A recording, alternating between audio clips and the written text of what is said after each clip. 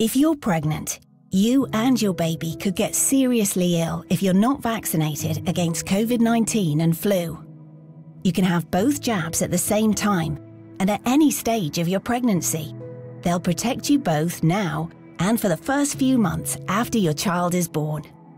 Don't delay. Double your defences.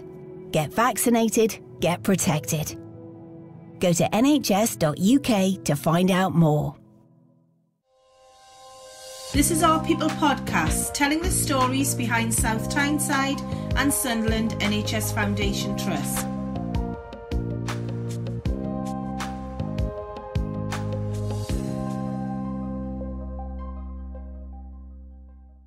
Hi, and welcome to this episode of Our People podcast. I'm your host, Harry Newhouse, and I'm a PR and social media assistant here at the Trust.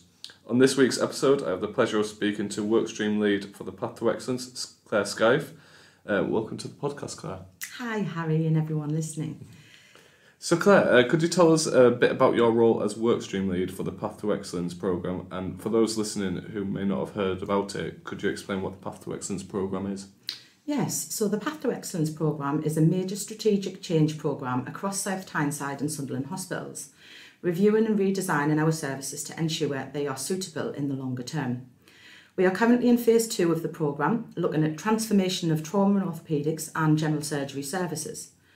As a workstream lead, my role and responsibility is to support the clinical teams in the wider programme in preparation for the expected phase 2 public consultation and then work towards final decision making. I work with the clinical teams on the completion of outstanding service design elements within the phase 2 working ideas, finalisation of workforce and capacity and demand modelling for Phase 2 services, of which we have been refreshing and updating the modelling, and supporting the Path to Excellence Programme Manager in the completion of the pre-consultation business case.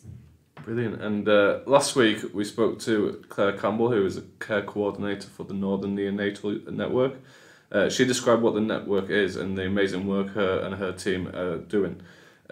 You have first-hand experience with the Northern Neonatal Network. Could you tell us as much as you're comfortable with about your story? Yes, so I was an emergency clinical practitioner working out of our ED and urgent care centres, and unfortunately contracted COVID right at the beginning of the pandemic in March 2020. At the time I was pregnant with our long-awaited IVF baby and was gravely unwell with a bilateral COVID-19 pneumonia, which resulted in my son, Jack, being born at 34 weeks gestation via an emergency C-section. I then suffered with acute respiratory distress syndrome, and we both required intensive care support.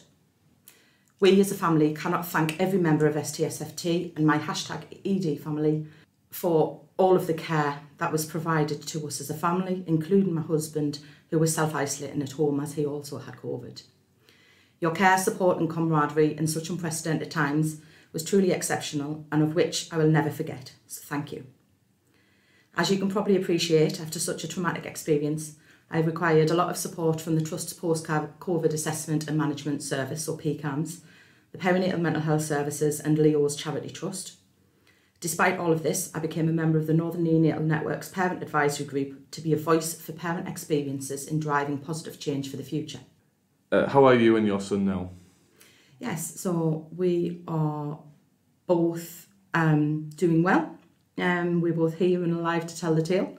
We both have our own whole host of issues between us. Me with long COVID and PTSD. Jack's got some, sensory issues and some breathing and eating problems. But yes, we're both here. And before you contracted COVID, yes, you were a clinical staff? Yes, emergency ECP, so a nurse practitioner in ED. Your job must have changed dramatically. Yes. In terms of function and what I'm able to do, I've been able to function within this workstream lead position since I commenced it. It was a secondment in May last year. But unfortunately, I have not been well enough to return back to my substantive post in ED. Do you currently enjoy the change in job? Or? Yes, it's been a massive, massive learning curve, but one of which I would have never have experienced had this had not happened to us. When you went into the Northern Neonatal Network, just how good were the staff there and how much did they help? Yeah, so the care coordinators are who I liaise with the most from the network. There's 3 care coordinators, Claire Campbell, Sue Thompson and Ailey Hodgson, all 3 of which are absolutely fabulous and supportive and all lead on their own different projects. So I've been liaising quite closely with all 3 about different projects and service improvements that can be made to help the staff and help the babies and families in their care. Brilliant. And having gone through such an experience, has that motivated you into getting more involved? Because you spoke earlier that you're vice chair of the parent advisory group at the Northern Neonatal Network as well as a professional nurse advocate for the trust. Yeah. Has that really motivated you to do that? Absolutely. I almost have a dual outlook now and have a vested interest, both personally and professionally, in ensuring our staff can be the best they can be in looking after themselves, colleagues, and the patients and families they care for. One of the things that would have massively helped me would have been a neonatal reflection service of Jack's journey through neonates, which was not available at the time. You see, he was alone for 2 weeks whilst he was on our neonatal and intensive care unit with only the staff for care and comfort. So I feel very passionately about implementing a neonatal reflection service to help future families. So with the help of the care coordinators I previously mentioned and the parent advisory group, we've truly done some remarkable things in improving services. We've actually co-created a bespoke mental health training programme for neonatal staff with the help of a clinical psychologist. This is so that we can give our staff the tools that they need to look after themselves and support parents and families. We are hopeful that in giving the staff the right support information, it will help prevent vicarious trauma and or reduce postpartum PTSD by targeting the events as they are happening. This then leads quite nicely on to being able to provide a neonatal reflection service co-joined with the maternity teams who provide the birth reflection service. And with everything that you're doing there, has that been a learning curve from your experience? Yes, definitely. I would say I now have a whole host of interests that I never did before. I'm now able to make change in places that I never thought I would. I now speak about my experience at neonatal conferences. We've got a couple of programmes that are coming up for the neonatal services teams over the next few weeks in the next month, 2 of which are the bespoke training programmes that I was just talking about, one of which is a study day. It's opened avenues and doors that I never thought that it would. You mentioned there the parent advisory group. Yes. What's involved with it? What's your day-to-day role? Is it a day-to-day role, and can anyone join the parent advisory group? No. So the parent advisory group was set up for families of babies that have needed neonatal care regardless of their gestation, so preterm or term delivery, or the length of time that they've spent on the units.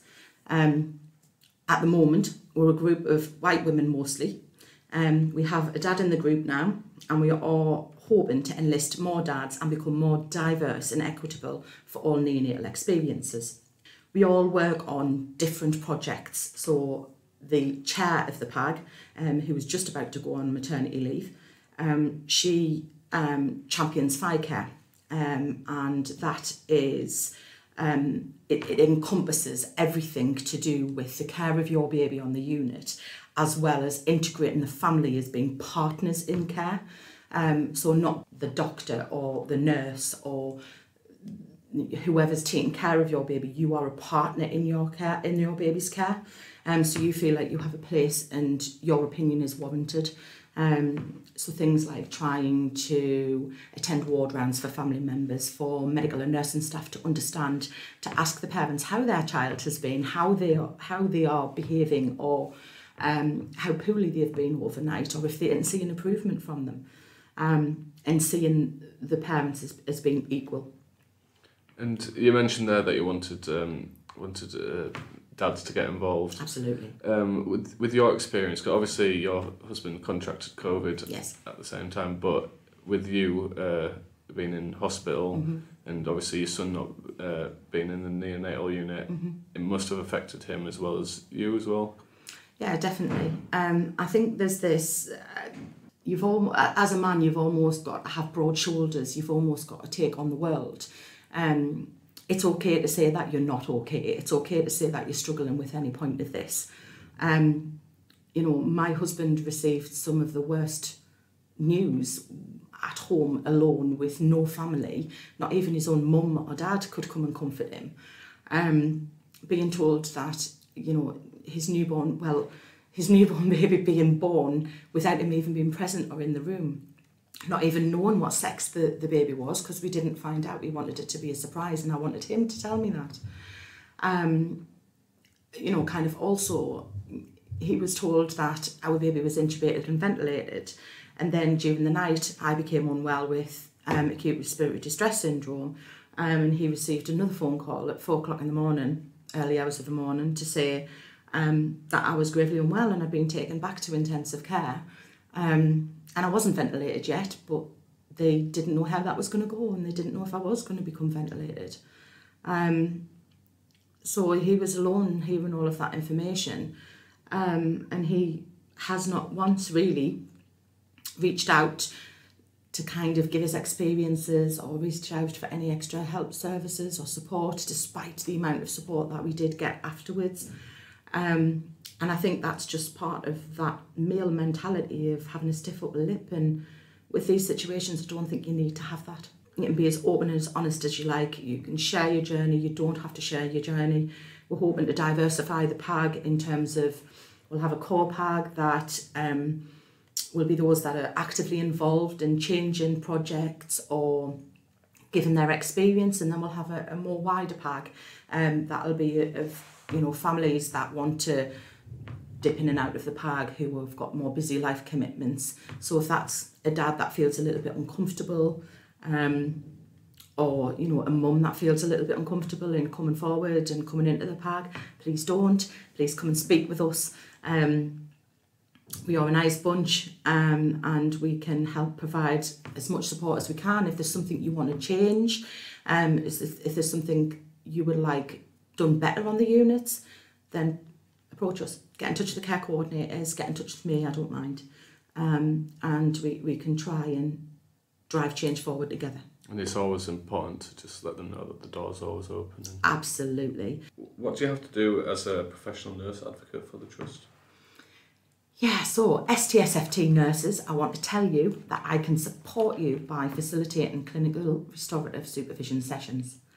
I want to tell you that my door is always open, as is both access to my email and phone. If you'd like any extra further support, a soundboard who's not your manager or a close working colleague, someone who understands NHS pressures both personally and professionally. It's a safe space, it's not documentable, it's also confidential, unless you tell me anything that means you or somebody else is unsafe, and then I have to follow up on that. Or I can just be there for you and signpost you to whichever services that may be needed if you need an extra help and support with your mental health, your physical health, and can help with your career advice. So if you'd like more information about the professional nurse advocate role or P&A role, you can contact myself or Sharon McDowell. And how did you get into that role?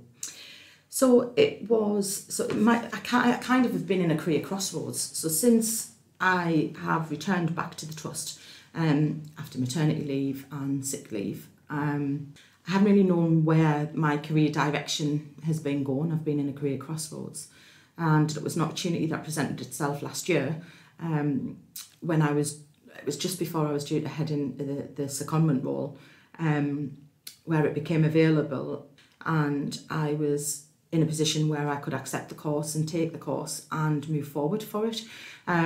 If I'm honest, in the beginning, I truly didn't know what I was undertaking. But as I kind of got on with the course and progressed with it, it kind of became apparent that, life paints your path, life directs your path, and some things come into play. And certainly a lot of work that I've done with the neonatal units and the neonatal teams, and the professional nurse advocate course is all seemingly around our staff. It's all seemingly about how we can retain our staff, how we can support them, how we can give them the tools they need to be the best they can be. Thank you, Claire, for coming to talk to me today and discussing your own personal experience. For more information about what is happening at our trust, visit our website at www.stsft.nhs.uk or follow us on our Facebook, Twitter or Instagram pages. We hope you have enjoyed listening to today's episode and hope you all tune in for the next one. Thank you. Thanks for joining us for this episode of Our People podcast. We hope you enjoyed it and check out our other stories. Hit subscribe to keep up with the latest and catch up with what we've been up to on our Twitter, Facebook and Instagram pages. Just search for our name.